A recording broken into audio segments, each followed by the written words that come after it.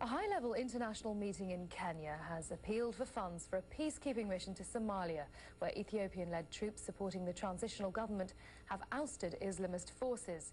The Kenyan foreign minister said a failure to act would allow extremists and warlords to fill the power vacuum. Mike Wooldridge reports. Somalia diplomacy gathering momentum. In Nairobi, officials from Africa, the Middle East, Europe and the US joined Somalia's president, Abdullahi Yusuf, to discuss steps to help Somalia in the aftermath of the ousting of the Islamist forces. The president said there was now a rare opportunity to reverse 15 years of anarchy, but the country needed international help. The meeting agreed on support for an immediate stabilization force, the deployment of a stabilization force, the IGAD-AU force. We also agreed on the necessity of political dialogue and reconciliation to implement the transitional federal charter. And finally, we agreed on the need for quick impact projects, humanitarian assistance to support the Somali people as well as the transitional federal government. Somalia has a particularly fraught history of peacekeeping.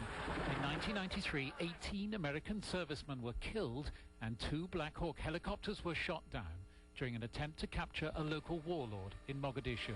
The Americans were in Somalia as part of a UN humanitarian mission, but withdrew in 1994. Now there'll be urgent discussions about deploying a new African peacekeeping force for Somalia, agreed by the UN Security Council last month, getting at least part of the target force of 8,000 troops here to Mogadishu as soon as possible to prevent a dangerous security vacuum and make a fresh attempt to get the guns off the streets for long and ill-fated ambition. The most immediate question after the Nairobi meeting: where will the troops come from? Uganda is currently talking about putting in around 1,500 and is likely to be encouraged to provide more.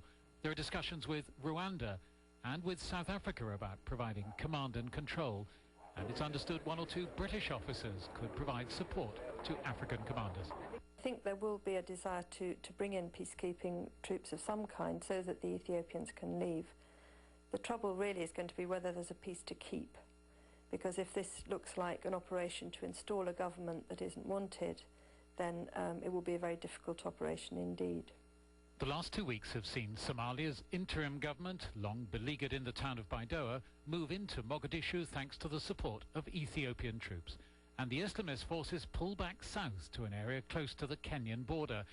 Kenyan troops are trying to prevent infiltration, and the Ethiopians and government forces are trying to hem them in. There are believed to be several hundred Islamists in the area, and the US Navy is patrolling in an attempt to prevent them escaping by sea.